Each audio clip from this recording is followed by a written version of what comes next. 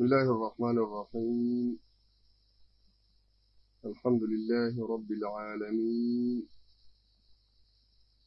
والصلاة والسلام على سيدنا ونبينا محمد وعلى آله وصحبه أجمعين. أما بعد، برمسكينا كقدني في شنفاء ويسير رسول ربي عليه الصلاة والسلام. أما إيقال الله برمس دبر كيستي وان وقاكر نفاء إرقميس رسول ربي عليه الصلاة والسلام وقاكر نفاء وان أرقم دبنه وقاكر نفاء سن عام الحزن جدامه وقا ياداتي في الفنوتاتي ركوب وردت رسول ربي عليه الصلاة والسلام مدة جنة دعاء أبيرا إساء بطالبي دعاء هذا منسا خديجاتي مقالا كيستي جرؤف دعوة ربي بدبني إسان كيسا باني طائف لقو طائف تركتني إنكماني أجر ديبئو وقان سنقوتون ركوسانين تبورامي وقان كن يفعه وقان كن يفعه سان كيسا إينو تأماني نما توقو تأماني inji tokkichi kadarsi dabre keessatti nu maqaa isaa himmeessan maqaan isaa Addaas jedhama. Gabricha nyaata rasuula rabbiiti alayhi salaatu wasalaam fide amane san qofa fi ammalee tuuta jinni'itaan rasuuli rabbi alayhi salaatu wasalaam magaalaa seenuu hin dandeenye seera biyya sanii zamana san jiru kanamni nagaya namaa kennee nagaya nama saniitiin biyya tokko keessatti namni jiraatu seera san irraa fayyadatee namoota lamatti ergee lamaanuu didanii ka sadaffaa ammoo Mux'im ibnu Adiyyiin nagaya kennee fi akkasitti biyyatti deebi'ee biyya san keessatti jiraatuu danda'e rasuuli rabbi alayhi salaatu wassalaam. Ya Shawwaal keessa duraan bahee waggaan guutamu famu ji'uma lama tafe jechuudha. Waggaan kun yafaa. Jiini lamaan kun ammoo ji'a hajjii ummanni dhufu ka yeroo da'waan guddoo hojjetamu ji'a kana lamaan.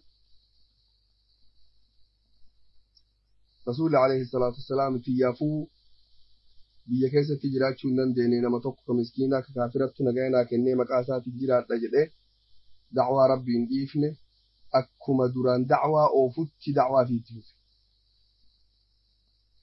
Rakkoo hagam silaa manaa qaban rakkoo fi laalle rakkoo ilmaanii fi laalle tiyyaafuu dubbiin natti jabaattee jedhee irraa mashguulan taane rasuuli rabbii da'waa rabbi irraa alayhi salaatu wassalaam.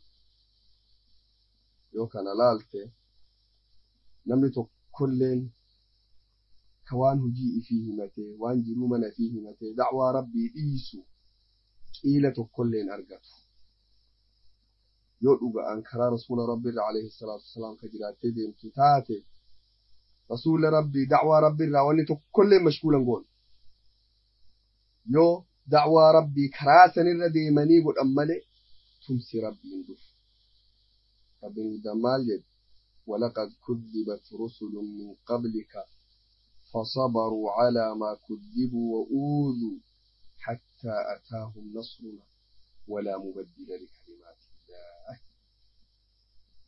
ولقد كذبت كجبسي فمن رسل إرقوان إرقن ومن كجبسي سيد من قبلك سيندوها كجبسي فمني فصبروا أبسل على ما كذبوا وان كجبسي فمن سنرت أبسني وأوذوا ركو إسام مدترت أبسن حتى هجا أتاهم نصرنا تمسكين أففتي تمس ربي يوم أفا يو دعوى ربي قوته أمني ستي كأيسي هجبسيسي سمي ليسي هليسي ركسي سنهن ذرت أبسته نصري ربي تمسي ربي سنين بودر حتى أتاهم نصرنا karaan tumsaa kabiroo tokkollee ni deemsan malee. Rasuulli Rabbi alayhi salaatu wassalaam ummata hajjii dhufe. Akkuma dur irra deemutti irra deemee ummanni gosa gosaan dhufee gosa gosaan qubata. Akkasumatti gosa akka isaan qubsumaan walitti aananii irra deemee too dubbatan. Gosoota Arabaa tajirtu hundaanuu irra deemee dubbate. Namni tokkolleen kayaamsa islaaminni kanarraa fudhate hin jiru tokkollee. Rasuula Rabbii booda namni deemu adeerasaa abbeeraasaa Abuu Lahab. Yoo inni ummata gosa tokkotti dhufee amantii islaamaa itti himee qabadhaa jedheeni biraa deemu duuban dhaabatee dhara dubbata. Nama bada'a karaa haqaa dhiisee karaa dhararra jira. Anattu nama hundarratti kalaawa. Ilma obboleessa kiyyaati isin hin balleessin hin qabatina jedhaan. Waan inni dalage hundaa dhufee duuban diiga. Akkasitti uummatarra isa ka deemu. Namu jaarsa san waan inni dubbatu caqasa malee waan inni dubbatu namu hin caqasu. Haalli kun baay'ee miidha Rasuula Rabbii alayhi salaatu wassalaam. Osoo uummatarra deemu. Ummata guutuu waggaa san hajjii dhuferraa gosa takka qofattu dubbii tana akka jabduutti fudhattee keessa qaqqabdee laalte. Gosti tun Bani Caamir jedhamti. Gosoota Arabaa jajjabdurraa tokko. Akka Arabni mammaakutti gosa 5 tatakka'aa namni siin booji'amin. Gosa 5 katakka'aa dubartiin irraan booji'amin jedhamti. Gosa 5 irraa takka gosa ta'a. Gosa jabdu jechuudha. Yeroo Rasuulli dhufee Islaamin itti yaame maanguddichi jaarsi gosa sanii hajjii dhufee jira yeroo sana. Ummata gosaa isa deeman jechuudha taa'aa ta'e. Maqaan isaa Buhayra ibn Faraas jedhama. Beeyhara ibn Faraas jedhama. Beeyharaan kun nama hamilee dhedheertuu qabu. Maal jedhe gosa ifiitiin aboo namtichi kun jechi inni dubbatu kun jechi jaba'a waan duraan jiraatii miti nama kana yoo fudhanne Araba hundaanuu cabsinee Araba hundaaf jala deebifnee bulchuu hin dandeenyaa jedhe. Rabbummaan laale laalama angoo laale. Yoo nama kana fudhanne Araba hundaaf jala deebifnee qabannee bulchuu ni dandeenyaa jedheen gosa fiite. Egaa akkas taate waliin dubbadhu wahirratti walii haa gallu. Yaamanii aboo wanti jettu waan bareeddu yoo nuti waliin dhaabanne Qureeshiin lolle gosa hundaanuu lolle ummata hundaanuu lolle aalama qabanne waa takka qofaa nu godhi jedhanii hundaa waraana nusi qopheessa nusi wajjiin lola waa takka qofaa sirraa barbaanne jedhanii. Takkittiin maal? Takkittiin angoo du'ateetiin booda angoon teenna ta'u. Eegati duute namni bakka tantee qabatu akka nu ta'u. Haganuma sirraa barbaanne waan biraa sirraa hin barbaannu.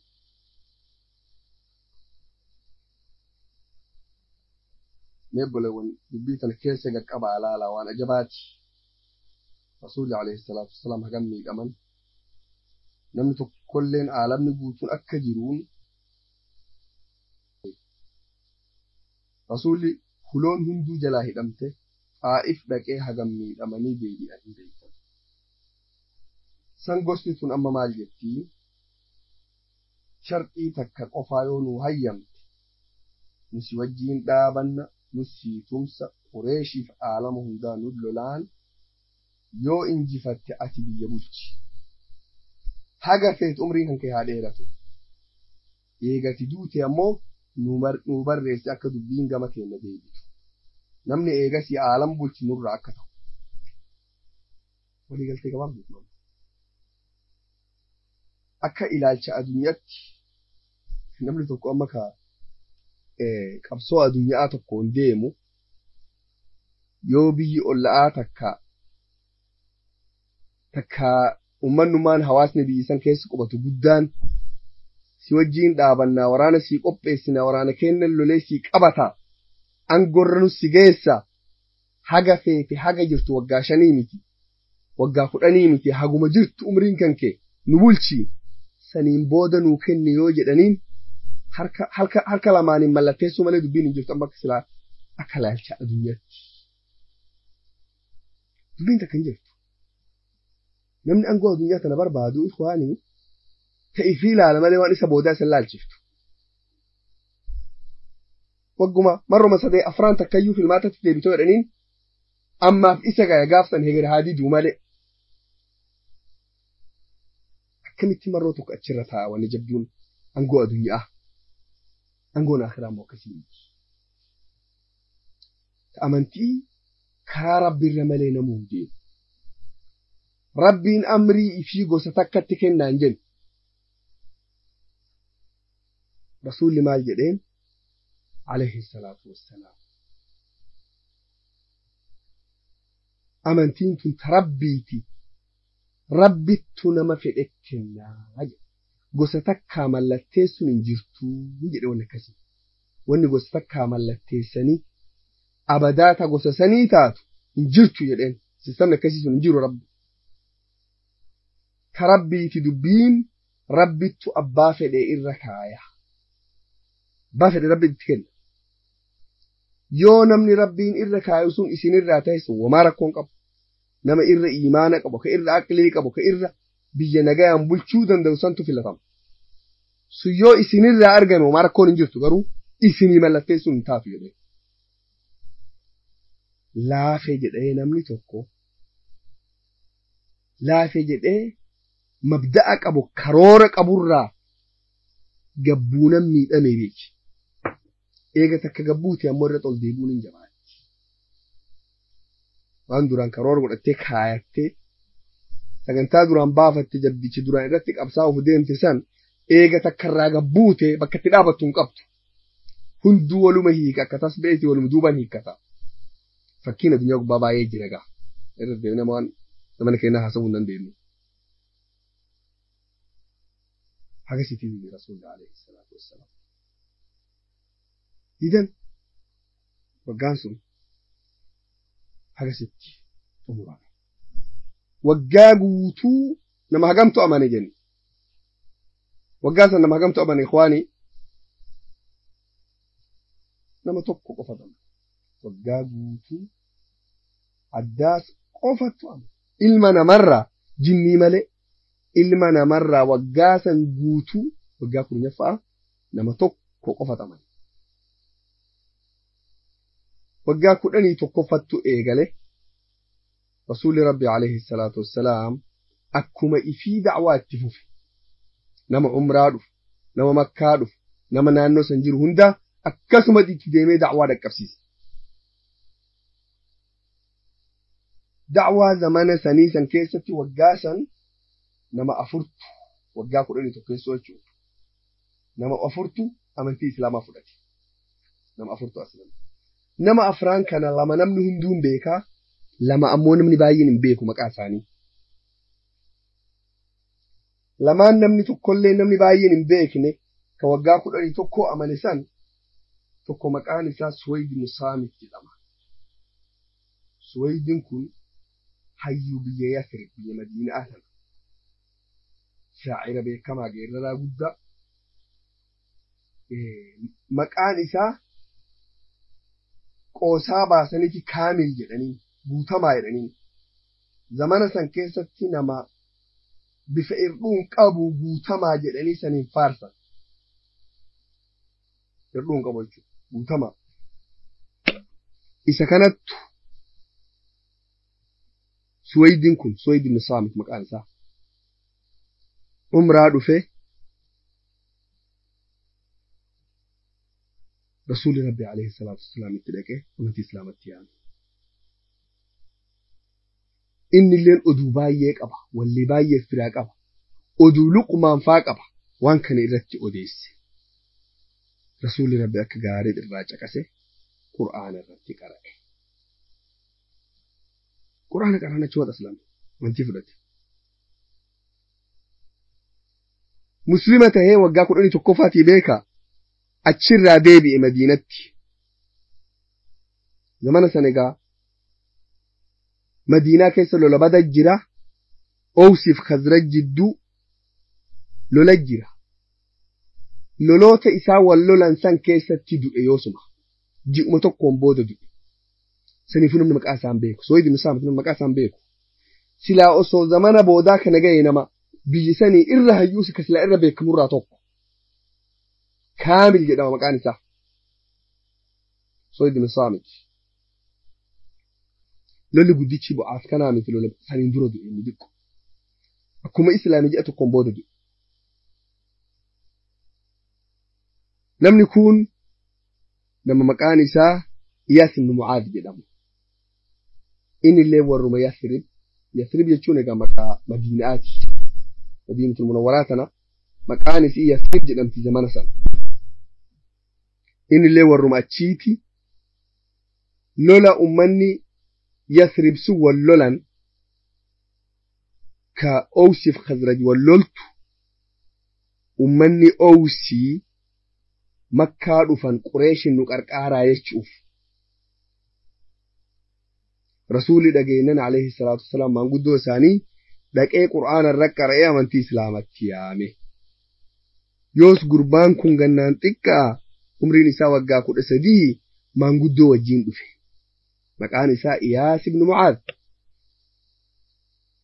yoos maanguddoon maal jedheen yaa jamaa keenya waan nu dhufneefirra waan namtichi kun nuti himut irra gaarii tana qabannee tanaan haa gallu jedheen isaan maaliif dhufan Qureeshin nu qarqaare jechuuf dhufan Qureesh illee waan qarqaarre tanu dhufneefirra tana gaarii jennaan maanguddoon itti iyyite cal'isiifte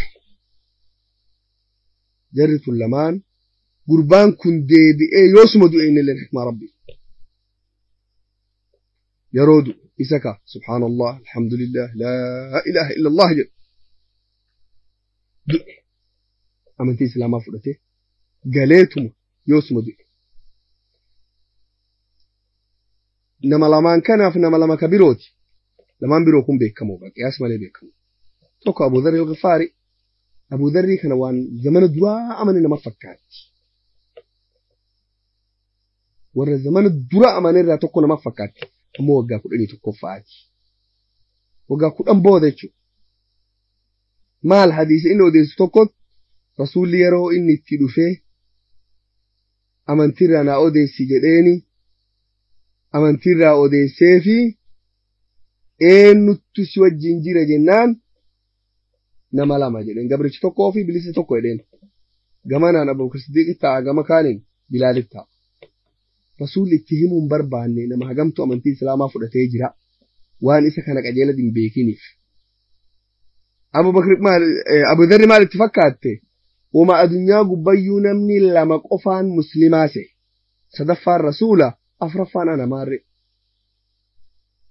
annama afraffaa jedhe akkasitti jecha inni annama afraffaa amantii islaamaa keessatti jedhe kanatti waan zamana duraa amane nama fakkeessa malee inni waggaa 11 eegaltii irratti amane Abu Dharri gaa isaan isaa silaa keessi dheeraa namni baay'eenis ni beeka rasuulli alayhi salaatu wassalaam eegini miidhamee dhaanamee hagam miidhameen booda biyya tanteetitti gal jedheen Ghifaaritti deebi'i da'waa rabbii kana achitti godhi jedheen sanitti hajamna nama achi taa'ee achi da'waa godhu hajamna biyya tanteetitti deebi'i da'waa godhi jedheen rasuulli alayhi salaatu wassalaam hagasiin biyya fitti deebi'ee Abu Dharri gosa ifii Ghifaar jedhamtu gosa sanii deebi'ee da'waa godhu gore rasuulli alayhi salaatu wassalaam Ghifaariin kun qubsumni isaanii naannoo amma magaalaa Su'uudii Taraabiq jedhamtu tana bahara gubbaa Jiddaa baatee yeroo ol deemtu bahara gubbaa magaalaa Raabiq jedhamtu tana qubsumti gosa Ghifaar eegalti haga magaalaa Mastooraa haga kun haga yambu'i kalaawutti qubsuma isaaniitti bahara san gubbaa akkas qubatan gosa ammoo nagayan beekne gosa baddu gosa shiftaa karaa cirattu karaan daldalli guddaan deemu karaa san daldalli guddaan biyya shaamiif kuunu haga makkaa haga kuunu biyya yamanii wali fidhu karaa san deema warra kana saaman isaan namni karaa san deemu martuu isaan kanaa gubboo kennu malee irra dabruu hin danda'u gosa badduu akkasiiti gosa tana galee Abidar yaame karaa rabbitti haga yaamu zamana dheera'aan booda gaa gosa guutuu fudhatee dhufe Madiina saniifuu rasuulli alayhi salaatu wassalaam Gaffaar rabbi isaanii araarame jedhe waan isaan duraan ummata hatanii karaa ciratanii waa balleessan hunda rabbi irra dabreef sun Abidar kun kalammataa nama beekamaa tokko innilleen Tufayl ibn Amr ad-Dawsi jedhama warra biyya Yaman inni sigaaqissaan isaa beekamaa umraa dhufe so hajjii waggaa 11 gahin dura Qureesh dhageennan akka gaaritti kaleessanii keessumoo masaa jabeessanii saniin booda abboo nama tokko dhufe falfaltu nama balleessa abbaaf ilma gargar baasaa dhiirtaaniitii gargar baasaa nama kana firraa eegii jedhanii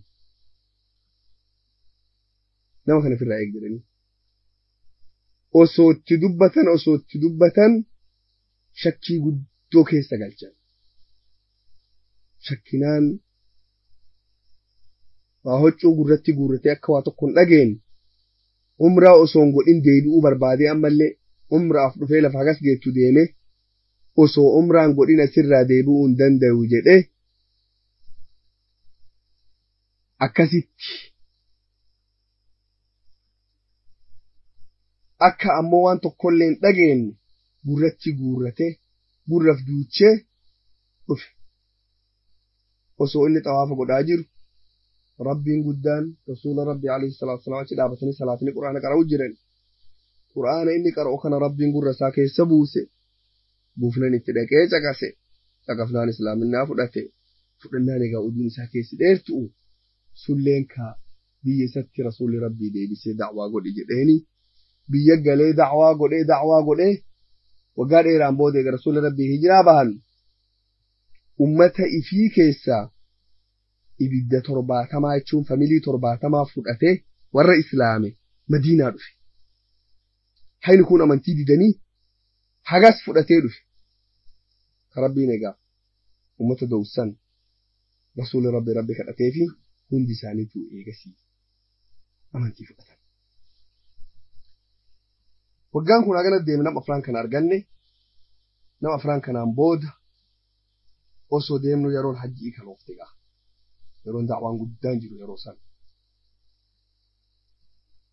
kan oofne rasuulli rabbi alayhi salaatu wassalaam sagantaa waggaa 10 da'waan godhu jirjiiran sagantaa waggaa 10 da'waan godhu jirjiiran wanni isaan tokkoffaa jirjiiran duraan guyyaan namarra deemanii gosa hundaa amantii islaamatti yaaman kaafirri Qureesh ka akka Abii Lahab kulleen jala deeme waan inni dubbate tana kijibsiisa zamana waggaa 10 akkas turan waggaa 11 kana rasuulli rabbi alayhi salaatu wassalaam jirjiiran maalitti jirjiiran tokkoffaa yaaman kana yaamsa dhokataa godhan kana muungar warri Qureesh quban qabne godhan akkam godhan duraan guyyaa halkanii jirjiiran duraan yeroo namni xawaafaaf dhufeetuma Ka'baa jala dhaabatanii achitti yaamanii amma itti lakkisanii bakkuma uummanni qubatee bulutti uummanni magaalaa ala qubata gosa gosaan bakka qubata bakkuma isaan qubatanii jiranii achitti dhaqa halkan sun egaa baay'ee isaan fayyadde maaliif isaan fayyadde Qureesh dura jala deemtee waan inni jedhan kijibsiiftu irraa nagaa bahe lammata inni amma amantii qofatti nama yaamuu hin jiru amantii fudhadhaa naatumsaa jechuu jira yoo hegergosti takkasii tumsineetteeni hayyamte Qureesh quban qabdu jechuu osoo guyyaa ammoo guyyaa orraa walii galanii silaa Qureesh quba qabdu Qureesh dura taa'ee namusii tumsinan jedhu saalfatan sodaata waan inni gosa takkaan walii galtee lafa jalaan deemaa jirtu Quraysh quban qabdu jechuudha. San baay'ee irraa fayyadu. Lammatoonni isaan godhan Abubakar Siddiq if waliin fudhatanii wajjin deemu. Abubakar Siddiq akka armaan dura dubbanne seenaa isaa hayyuu faana Arabaa jedhama. Gosa Arabaa tana namoota gosa Arabaa tana hundaa qajeelatti addaan beekurraa tokko. Gosa Arabaa hunda gargar beeka. Abubakar Siddiq radiyallahu anhu warḍaa. Gosa hundaa gargar beeka Abubakar Siddiq. Gosa marayyuu beeka. Rasuulli ammoo alayhi salaatu wassalaam hagas mara gosa keessan beeku. Kanaaf Abubakar Siddiq fudhatanii wajjin deeman. Akka gosa tamtu tumsaaf ta'a. Gosa laaftuu namaa tumsuu hin dandeenye amantimatti yaamanii akka irra dabran. Gosa ammoo hagas irra humna qabdu. Ta diqqoo tumsuu dandeettu. Haguma humna siitiin akka dubbatanii gosa keessa ammallee nama jira. Gosti gariin dura taa'aa gosa dhufa. Gosoota akkanaa kana dubbachuu ni dandeetta. Garii ammoo dura taa'an gosaan jiru nama nagaa dhufa. Nama nagaa kan amantima yaamuu malee naa tumsachuun hin dandeettu. Maalitti gaafatan fudhachuu hin danda'u namni akkanaa kun. Kanaaf Abubakar Siddiq fudhatanii halkaniin uummatarra deemuu eegalan. Yeroo uummatarra deeman egaa gosoota Arabaa hundaa ta jirtu. Akka jirtuun irra deema warra hajjii dhufe marayyuu. Gosoota gaa warra gara bahaatii dhufe akka Rabiica, akka Bakar, akka Haniifa, akka Banii Tamii. Eegasii ammallee akka Banii Asad. Warra kuunnoo gara kaabaatii dhufe akka Lakam, akka Tannuuq, akka Shaybaa, akka Kalab, akka Qudaaca. Gosoota tana hundayyuu akka Cabsi, akka Dubyaan, akka Xayyi. Gosoota tana hunda Rasuulli Rabbi alayhi salaatu wassalaam gosa takka takkaan irra deemanii amantii Islaamatti yaaman. Hundi isaanii namni fudhate tokkolleen amantii keessa hin jiru. Hundi isaanii tun jiru. Bara ikhwaanii waan taphaatiin dubbiini. Wallaahi waan ajabaati. Amma ifumaa teennee bar namuu niyyumaan ka amantiin tun facaatee niyyumaan namni hunduu amantii Islaamaa fudhatu barbaada. Mee ati nama ollaa kan keetii nama wajjiin hojjettan ka wal beektan ka ollaa kan keetii ka kaafiraa takka'aa amantii sanatti yaamte waan nama ajabsiisu bara ikhwaanii. Wallahi waan nama ajabsiisu. Rasuulli Rabbi akkam hojjetamee ilaali. Akkaataa Rasuulli Rabbi itti hojjetan kana mee daawwadhaa keessa qaqqabaa. Wanni waggaan suutan dubbannuuf hanamuu jiruu isii tana jiruu Rasuula Rabbi bira qabee laalee ammaan harkaa qabaa hubatuuf. Namni tokkollee ka amantii fudhate gosoota hagas geettu ta hajjii dhufte keessaa tokko hin jiru. Isaan amantii fudhatanii baatanii sun hujii teennaa miti hujii Rasuulallee miti alayhi salaatu wassalaam. Hujiin tantee ati amantii yaamsa dhaqqabsiisu. Eega yaamsa dhaqqabsiifte fudhatan oo hin fudhannee sun hujii Rabbii guddaati. Mee bifa kamiin gosoota kana yaama dubbii akkamtu isaaniif Rasuula jidduutti argamaa gosoota hagas geettu ta dhibba hagamii tana dubbachuu hin dandeenye. Akka fakkiitti gosa takka keessaa fuunee haa dubbannu mee. Gosa takkittiin tun gosa kaaba bahaa Arabaatii dhufte. Maqaan isaanii Banuu Shaybaan jedhama. Banuu Shaybaaniin kun lafa amma Kuweetiif Iraaqii kana qubsumti isaanii achi. Naannoo amma magaalaa Kuufaa jedhamtanarraa Iraaq keessa qubsumni isaan qajeela qubatan achi. Gosti Arabaa isaaniin booda gosa lama qofa tafe. Lakamii fi Tannuuq qofa tafe. Gosti Arabni achirra dhumachuu biyya Faarisiin olla isaan. Gosti tun fagoo dhufte gaa gosa jabdu gosoota Araba keessaa ta'e irra jabdurraa takka. Yeroo dhufan Abubakar Siddiiqiif Rasuula Rabbii alayhi salaatu wassalaam. Hayyuun gosaa Rasuula Rabbii Abubakar Siddiiqiin dhufanii bakka isaan qubatan bira dhaabatanii ambana isin eenyu jedhaniin isin eenyu gosatam jedhaniin namni ammoo walirra yaa'ee wal barata gosti martuu hajjii keessa wal baratti isin eessa qubattanii warra akkanii maqaan keessan eenyu gosti hunduu if beeksifti nu akkanaa humna qabnaa gosa akkanaa gosa jabduu gosa akkanaa gosa jayna namuu if beeksisa hajjii tana keessa nama dhufee bakka tan ta'e ati eenyu namaan jedhe namuu qajeela itti haasawa aadumat akkas haa nu baratu namuu jechuu isin eenyu jennaan banuu shaybaan jedhanii yoos abubakar siddiq yaa rasuula rabbi shaybaan ibn thaclaba gosti maqaan shaybaan ibn thaclaba gosa arabarraa ta irra jabdu'uuttu dhufee gosa tana haa dhaqnee dubbannuun jedheen seenaniitti wal haa barannuu jedhanii hayyee jennaan maqoonni isaan dubbatan maanguddoon gama gosa sanirraa mafruuq ibnu caamir haani ibnu qabiisa nucmaan ibnu shariik muthannaa ibnu haarisa jara afraan gosa keessaa irra guddo'ooti jarri afraan gosti murtirra gayuu hin dandeenye yoo isaan jiraatan malee jara afraan tana afraanu hajjii dhufan waan nama ajabsiisaa jechuun waan fedhan irra walii galuu ni danda'an jechuu gosa tanaan arga maal jedhan duuba abubakar siddiiq dubbata rasuulli dubbata umma alayhi salaatu wassalaam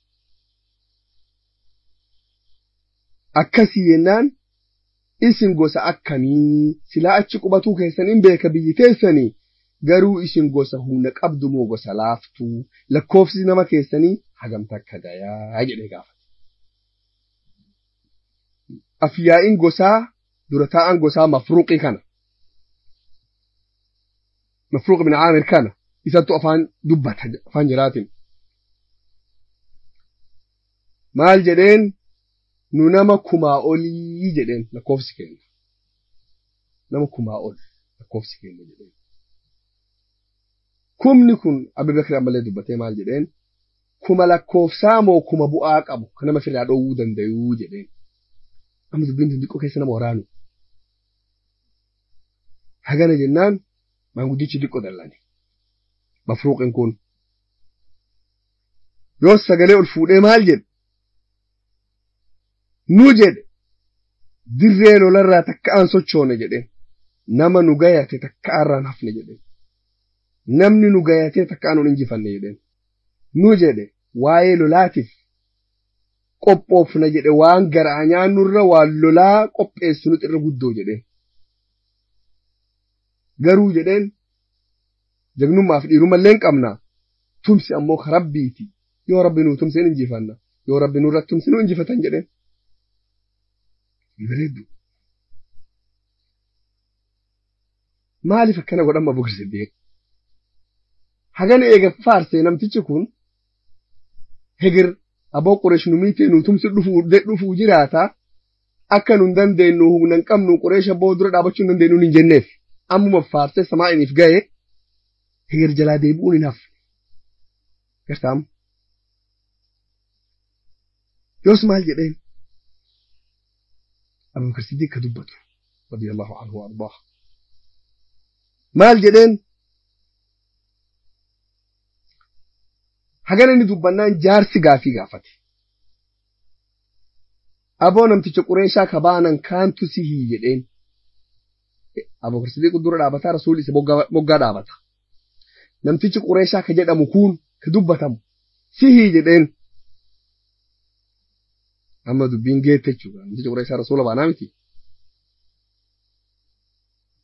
abubakar siddiq ammallee dubbii ajabaa takkaan jala buuse dhageettanii jirtanii akka rabbiin guddaan isa ergatee ergamaan rabbii nu keessa jiru dhageettanii jirtanii jedheen garsaama dubbii tana akka waan qaata irratti walii galanii tokko godhe ilaala rabbi isa ergatu ergamaa rabbii inni ta'u akka dubbii irra walii galanii dhubattee tokko godhee dubbate dhageettanii jirtanii jedheen waan kana dhageettanii beektanii jedheen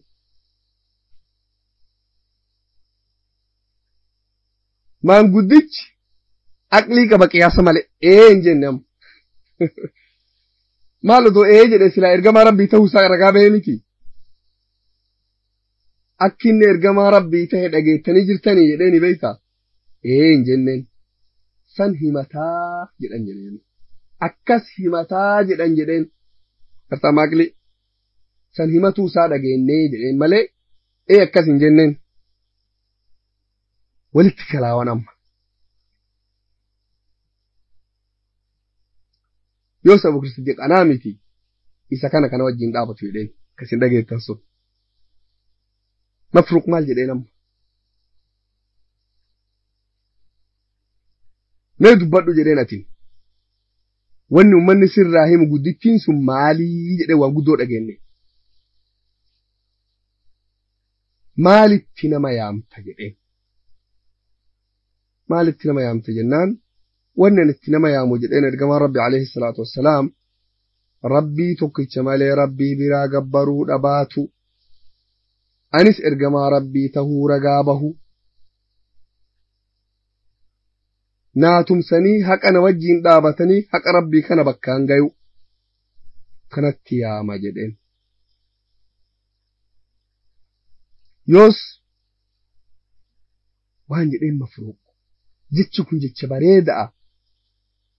Mee waan Rabbiin siin ergeen sanirraa waan dhageechise jedheen.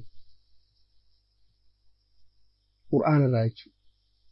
Rasuulli amma alayhi salaatu wassalaam akkaataa isaan itti jiraatan laalee dubbiin galteef nama xabi'aa gaarii qabu, ummata kabajaa qabu, ummata barataa, ummata kabajaa qabu, mootummaa guddoon ollaa beektu isaan araba kaanirraa adda jiran diqqo.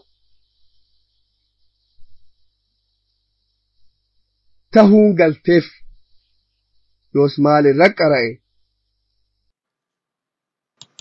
Ayata sadii ka suuratul An'aam 151 haga 152 irratti qara'e. Ayatootii kana keessatti egaa Rabbiin subhaanahu wa ta'aalaa akka haala gaariin ilmi namaa waliin jiraatu marayyuu as keessatti Rabbiin dubbate waan silaa ilmi namaa gaarii namni godhuu qabu dubbatee waan namni godhuu hin qabne hamtullee irraa dhoowwe hagas eegibseetiin booda gaa ummatatti fuula deebi'e. Yoos maal jedheen maanguddichi kun aboo waan gaariitti nama yaamta. Dhugumaan jallate jedheen namni gaarii tanatti yaamtee dubbii sirraa dide dhugumaan jallataa jedheen. Amma dubbiin kaloofte gargaarii deemaa jirti. Garuu waan jedheen murtii waan kanaa fudhatuu qofaa kiyya hin danda'u jedheen. Murtii waan kanaa qofaa kiyya fudhatuu hin danda'u jedheen. Maanguddichi na wajjiin jiru kun Haani ibnu Qabiisaan itti gaafatamaa waa'ee amantii kennaa sheeka kenna jechuudha. Sheeka gosaa. Yaada isaa mee haa dhageenyuu jedheen. Maanguddichi kun dubbatee waan jedheen abbaa waan gaariitti nu yaamte dubbiin tantee bareeddu garuu ummata guddaa nu hini. Ammuma kana jecha tokkicha walgayii takkarratti ta armaan dura takkaa waliin gayin. Teessuma takkaan amantii teenya ta waggaa hagam irra jiraan jijjiiruu hin dandeenyu mee nulleen irra yaanne atilleen irratti yaadi waggaa dhufu wal hagarru jedheen. Hagana jennaan egaa ammoo mee itti gaafatamaan abbaan duula keenna Musannaa ibnu Haarisaa haa dubbatu jedhan. Musannalleen akkasuma jedhe. Musannaan garuu dubbii as kaleessi. Waan jedhe aboonu sii tumsuu hin dandeenya humna siin qabnaa sii tumsina jedheen. Wanna seetu kullee waan gaarii. Garuu waa takka nu warra fursii kanaa wajjin qubannaa mootummaa Faaristan wajjin qubannaa mootummaan Faaristuun mootummaa namni dogoggoratti dalaguu danda'uu miti. Mootummaa guddoo nama balleessiti. Isii tanaan diina ta'uu hin barbaannu jedheen. Araba hunda ammoo sirraa dhoowwuu hin dandeenya jedheen. Waa takka irratti olii haa gallu jedheen ammoo. Araba si wajjiin lolleenii qabannaa sirraa dhoowwina akka fursi'iin in lolle atin nu mallatteessi jedheen. Dubbii jabdu. Araba hundaa si wajjiin dhaabanna. Haqallee si waliin barbaanna. garuu fursii loluu hin dandeenyu. Rasuulli Rabbi alayhi salaatu wasalaam isaan agas jennaan irraan qeebalee irraa didan. Shartii hin barbaachistu rabbii tun ikhwaani. Wallahi shartii takka hin barbaachiftu. Irdhuun hin taatu maal jedheen gaarii gootan jedheen haala gaariilee na wajjin dubbattanii dhugallee na timtanii galatoomaa jedheen. Garuu amantii tana namni isii tumsee isii gadhaabuu danda'u nama guutuu irdhuu takkaan malee fudhatu qofaa. Amantii tana haga tokko irraa gabbu'anii haga tokkotti hojjetanii fudhachuu hin danda'an guutuu fudhatan malee. Yoo rabbiin guddaan amrii baasee fursii lolaa jedhe maal jennaan? Duraan mallattee sina fursiin tuqmu jennaa? Dubbii miti. Nama gara rabbi deemaa namaan jedhe deemu. San qofattu amantii kana fudhachuu dandayaa jedhe Rasuulli Rabbi alayhi salaatu wassalaam. Waliigalteen banii Sheeybaan kana wajjin Rasuulli Rabbii godhan alayhi salaatu wassalaam achirratti hobbaate. Biraa bahan Rasuulli Rabbi alayhi salaatu nagaatti jedhanii biraa deema. Halkanuma san qubsuma itti aanutti cihan ibidduma achii boba yookaan itti aanu ollaa isaanii kana irraanfatan akkuma waan takka hin jirre akkaataa daawwaan isaa godhan akkasuma jechuudha. Tokko dhaqqabsiisanii biruma dabranii tuma kaan xammalee akka haarawaa eegalan.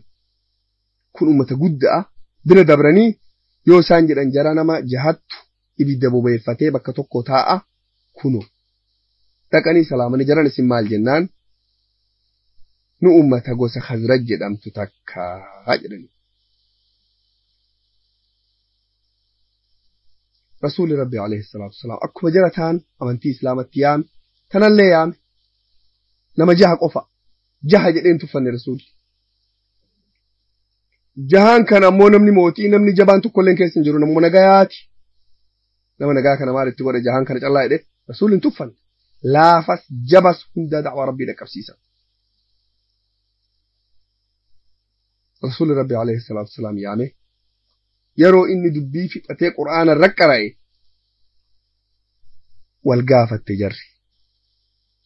Jarri maal jedhan? Jarana namtichi Yahudan yeroo hundaa nuti himtu warri kun ollaa Yahudaati Yahudaa wajjin qubatan. Waa'ee amantii waa'ee ambiyootaa kana ka arabni kun hin beekin isaan hin beekan. Jecha tokko jira kayoo walit dallane namni Yahudaa hundi jedhuun nabiyyi akhiru zamaan tokko ergamuu jiraata isa wajjin dhaabannee isiniin lollee lafarraa isin dhabamsiifnaa jedhanii yoo dallan. Jecha kaantu diinummaa guddoo keessatti uume ummata kana keessatti. Takkitti maa wal gaafatan abboo nabiyyichi Yahudan nuun sodaachiftu kun kanaa dhufeen gartanii osoo Yahudan dhageettee dubbii tana qabattee isa wajjin dhaabattee nun fixne nu dura buunee haa qabannu jedhamee laala waan ajaa'iba Rabbi. Hayyee jedhanii jahaanu achi xamanan. Takka jedhaa tarkaanfii da'waa keessatti jijjiiramni arda argame. Namni jaha bakka takkaa dhaabatee amanuun armaan dura hin jiru.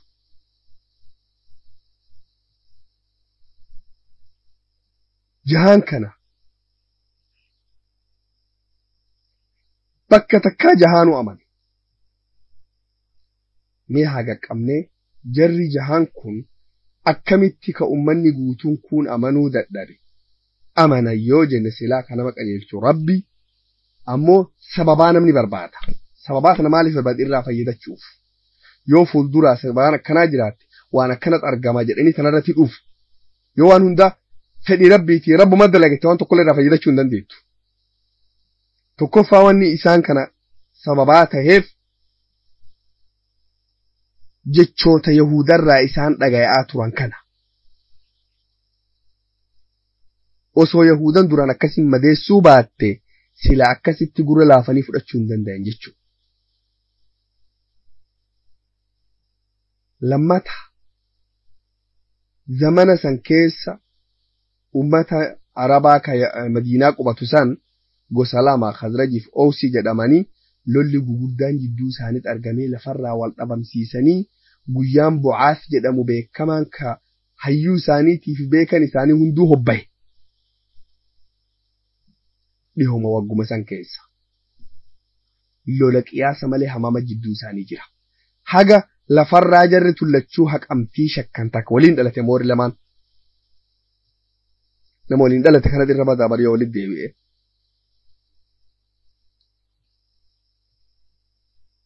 kanaafuu Aishaan maal jetti guyyaan bu'aaf sun lolli ummanni ansaaraa khazrajii fi oosii wal fixan sun hadiyyaa rabbiin guddaan rasuula fiitii kenne hundi isaanii tuurifatanii maaltu tana keessaa nu dhaqqabee nu baasaa barbaadan marti isaaniitu rasuulli dhufnaan hunduu achi cinaa galan jechuu akka isaan tana jalaa rabbi nagaa baasu wal fixuu tanarra jarri jahaan guyyaa san amanan sun maqaa isaanii namni muslimaa hunduu beekuun barbaachisa jirjiiramni achirra eegale mootummaan islaamaa ijaaramuun utubaan achiin eegale jara jahan kana maqaa isaanii qajeela baradhaa tokkoffaa As'ad ibn Zuraara lammata Jaabir ibn Abdillah Jaabirin kun beekama islaaga Jaabir ibn Abdillah صدفة عوف بن الحارث أفرفها رافع بن مالك شنفة قطبة بن عامر جهفة عقبة بن عامر قطبان كن أبلواني متمقبه ولي قلم عليه جرى جهان كان أرقت الرسول ربي عليه الصلاة والسلام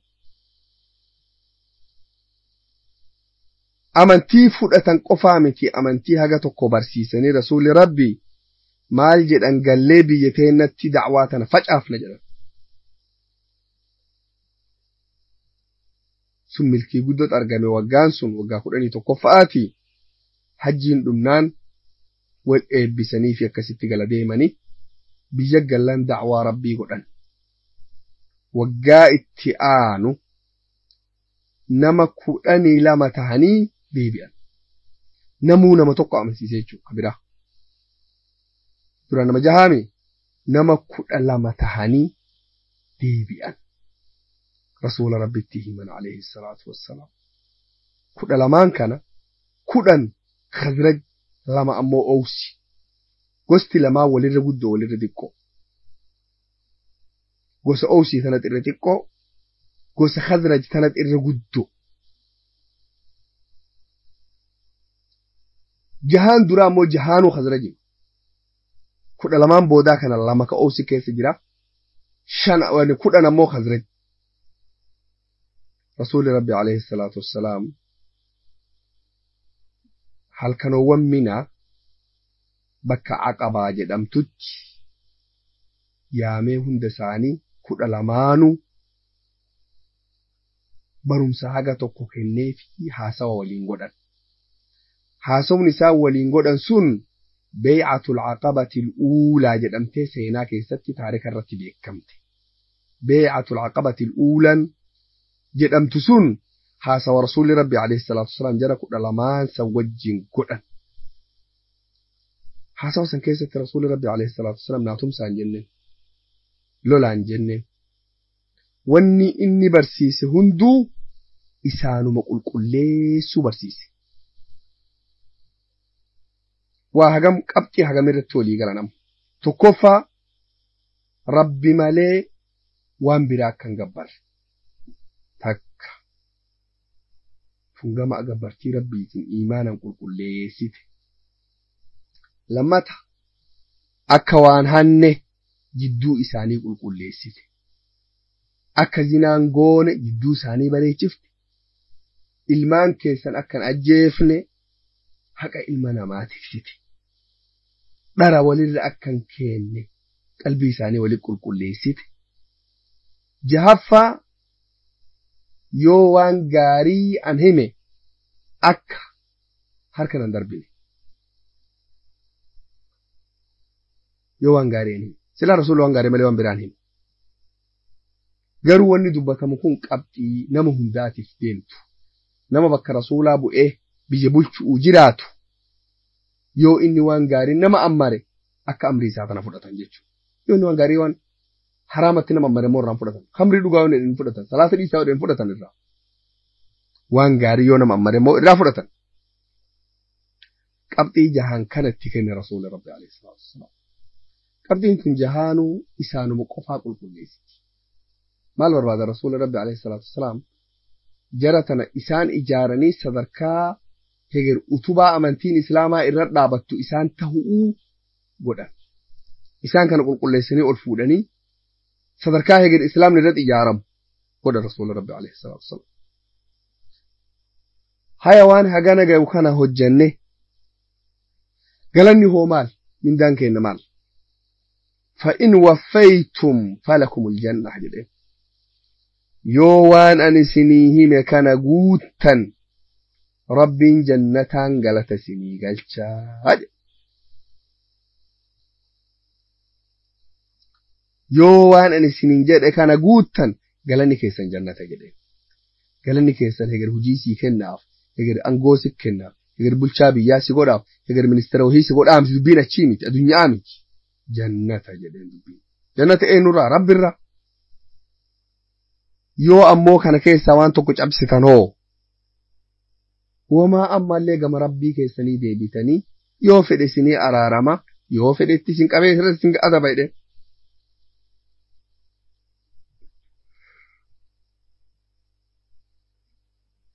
ولي قلت كنان رسول ربي عليه الصلاة والسلام أمتي في قل لساني صدركا بريدة تكونغان نموت أكسي كوان هجتهن دا أمو جنة ربي كيف هجته كوان همتوهن در رافقا كأمري والدين والدقاء والجلدين سنتو أمنتيقة دابودا دا يقر سنتو أمنتيقة دابودا دا نما نمو ياد فيك النتومي